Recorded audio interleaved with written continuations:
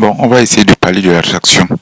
Parce que si par exemple on parle de l'attraction, les gens essaient de mettre en place des méthodes, de mettre en place des stratégies, de mettre en place un ensemble de process qui va permettre à l'homme d'être vu par la femme.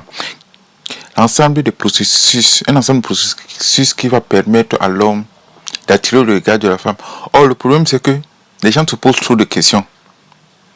En se posant trop de questions, ils sortent de l'authenticité.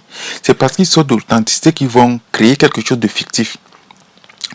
Paradoxalement, nous sommes dans une société où les femmes sont programmées pour analyser, pour comprendre, pour communiquer, pour interagir avec les autres. Les femmes sont douées pour cette capacité à interpréter les émotions, à interpréter les sentiments, à dire à travers les lignes, à dire le premier et le deuxième degré. Donc forcément, on ne peut pas.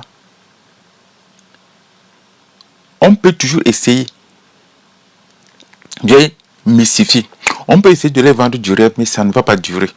C'est pour cette raison que lorsque tu entends, c'est pour cette raison que moi je pense, et beaucoup, ceux qui vont sur le terrain, je ne parle pas de ceux qui passent du temps à lire des bouquins. Je ne parle pas de ceux qui ont été éduqués par les mères.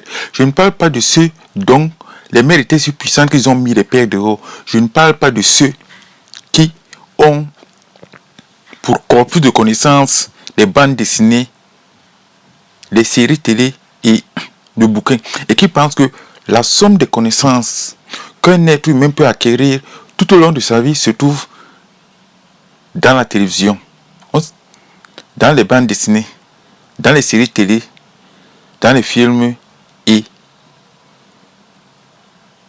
dans l'éducation traditionnelle telle qu'elle a été transmise de génération en génération dans le monde occidental, bien dans l'ensemble du monde. Je ne parle pas de ceux-là. Ceux-là sont déjà égarés, il faut les laisser dans leur période d'égarement. Peut-être qu'ils arriveront à un moment à ouvrir les yeux, à regarder le monde tel qu'il est et à sortir de cette période d'égarement et à vous enseigner des choses que les hommes ont transmises aux hommes de génération en génération. Quand je parle des choses que les hommes ont transmises aux hommes, je parle de ceux qui vont sur le terrain. C'est parce que tu vas sur le terrain que tu observes, tu analyses des cas spécifiques et tu essaies de les mettre, de tirer les leçons de ce que tu as observé. Je reviens à l'idée principale. Je pense que les hommes qui sont attirants ne vont pas formaliser les choses parce qu'ils n'ont ni le temps ni l'énergie pour le faire. Ils vivent dans la réalité. Ils n'essayent pas de calquer quelque chose, ils n'essayent pas de dire je vais faire ceci. Si je fais ceci, la personne va réagir comme ceci. Mais tu dis, comment tu peux imaginer, comment tu peux penser qu'en mettant en place des stratégies face à une personne qui a peut-être 3-4 ans de connaissances sur la compréhension des interactions hommes-femmes, puisque les femmes ont cette capacité à interagir, puisque les femmes vont interagir avec leurs copines, les femmes vont interagir avec leurs mères, les femmes vont interagir avec leur père. Donc forcément, ils vont développer cette capacité, cette intuition féminine. C'est pour cette raison qu'à un moment, lorsqu'une femme regarde un homme pour la première fois, elle a déjà une idée préconçue, soit en fonction des hommes qu'elle a déjà rencontrés, soit en fonction de ses expériences, soit en fonction de son père, soit en fonction de ses frères. Donc elle se fait une idée. À partir du moment où elle se fait une idée, elle voit comment elle va essayer de valider cette idée. Elle va valider cette idée simplement parce qu'elle pense que elle va regarder comment cet homme va interagir avec tout son environnement. Et en fonction de cela, elle va prendre une position en disant, pour la première fois, lorsque j'ai rencontré telle personne, j'ai ressenti telle émotion. Et maintenant, je me rends compte que cette émotion était vraie et que cette personne, c'est une bonne personne parce que les autres aussi ressentent la même émotion que moi. Donc forcément, ce que j'ai ressenti, c'était quelque chose d'honnête, c'était quelque chose de sincère, c'était quelque chose de bénéfique pour moi. C'est comme ça que les femmes vont établir la première connexion entre elles et l'environnement. Et c'est de cette manière qu'elles vont se construire en passant de fille à femme. C'est pour cette raison quand une femme ressent une émotion vis-à-vis d'une personne, elle prend acte et elle croit sincèrement à cette émotion simplement parce qu'elle se base sur ses expériences du passé. Je ne sais pas si je me fais comprendre. Bon, ce qui se passe, c'est que lorsqu'un homme est attirant, il ne cherche pas à être attirant. Tu vas dans un endroit, tu essaies de sociabiliser. Parfois, un homme attirant va se positionner dans un endroit. Peut-être il va aller dans un endroit, peut-être parce que il va sur un quai, parce qu'il a son train à prendre. Il va à un arrêt bus parce qu'il a un bus à prendre. Je pense que c'est aussi important de fréquenter les transports en commun parce que quand tu prends les transports en commun, tu rencontres pas mal de monde. En rencontrant pas mal de monde, tu es au contact de la société, donc tu vois comment les hommes se comportent, comment ils sont habillés, comment ils sont parfumés, comment ils marchent. Et tu es aussi au contact de la gente féminine, donc forcément, ça te permet d'apprendre beaucoup de choses. Donc je vais prendre le cas de quelqu'un qui est dans un arrêt bus, dans une gare routière, donc qui attend son bus qui doit arriver. Moi j'ai toujours dit que la meilleure manière de savoir si un homme est attractif, c'est tu te positionnes quelque part, tu demandes à la personne, tu vas voir que un homme qui est attractif va attirer tout le monde qui est autour de lui. Première chose, les enfants vont essayer de jouer avec lui. Tout simplement parce qu'il y a quelque chose chez lui qui va attirer les enfants. Les enfants vont essayer de s'amuser avec lui, soit en jouant avec le ballon, soit en essayant d'établir la communication, soit par le regard, soit par le sourire. Les personnes âgées vont essayer de communiquer avec cette personne.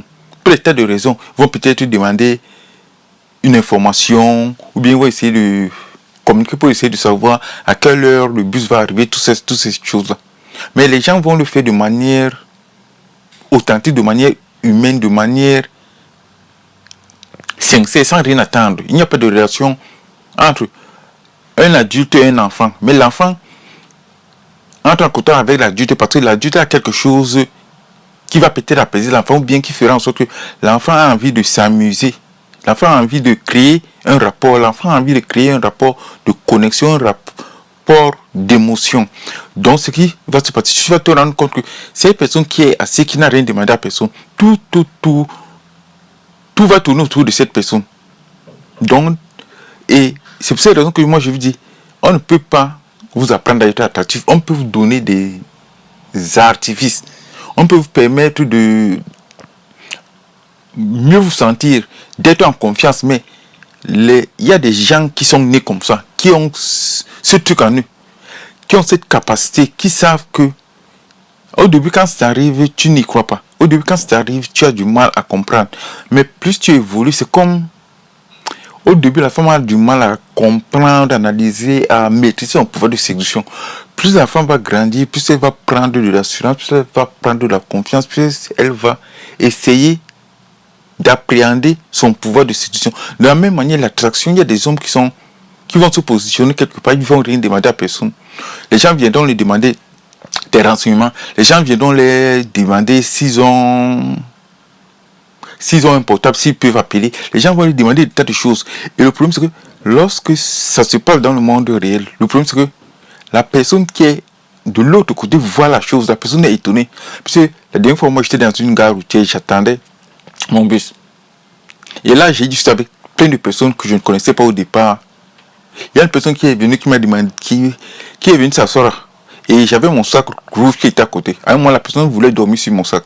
À un moment, j'ai regardé ça, je me suis dit, pourquoi elle a envie de... Pourquoi elle veut se poser sur ce sac-là? Il y a pas mal de places, elle aurait pu s'asseoir à gauche et à droite, mais elle a décidé de s'asseoir juste à côté, de poser son sac. Et de vouloir dormir sur un sac qui ne l'appartenait pas. Après, elle a engagé une discussion. Et moi, comme j'attendais mon bus, je ne savais même pas. Elle a commencé à poser des tas de questions. Après, elle a dit qu'elle a froid. Je lui ai dit, mais tu n'as pas froid, ne fais pas aussi froid que ça. Peut-être que tu es une frileuse. Elle m'a regardé comme ça, elle m'a dit, sens bien. Tu ne constates pas qu'il fait froid. Moi, je l'ai regardé. Après, à un moment, nos regards se croisent et on se sourit mutuellement. Je dis, non, c'est pas grave.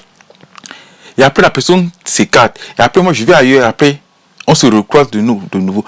Juste pour vous expliquer qu'il y a des choses comme ça. Et ça s'est passé comme ça tout au long des 1 heure que j'attendais le bus. J'ai rencontré pas mal de personnes, on a discuté pas mal de choses et puis on a partagé pas mal de choses. Les gens m'ont raconté des tas de choses. Ce qui veut dire donc que les gens veulent vous apprendre des choses que normalement on est censé ne pas apprendre parce que soit c'est inscrit dans notre patrimoine génétique, on les a. Mais on peut essayer d'avoir des astuces, on peut essayer de les améliorer. Mais ne vous attendez pas que vous allez avoir des résultats extraordinaires. Parce que, comme je dis toujours, on a le choix, soit on travaille sur la carrosserie, soit on travaille sur le moteur. Travailler sur le moteur, c'est quelque chose de compliqué parce que si les gens veulent travailler sur le moteur, ils vont se remettre en question. Ils vont se remettre en question et alors les gens ne veulent pas se remettre en question. Les gens ne veulent pas se poser des vraies questions.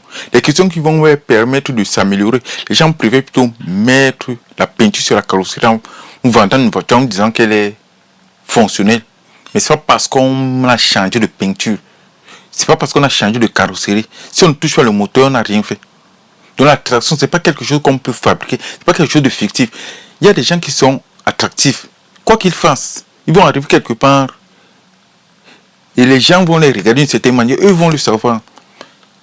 Et le problème, c'est que quand tu arrives quelque part et que la personne te regarde d'une certaine manière, toi tu le sens. Au fond de toi, tu sais que la personne ne te regarde pas avec un regard anodin. Tu sais bien que la personne te regarde avec un regard de désir.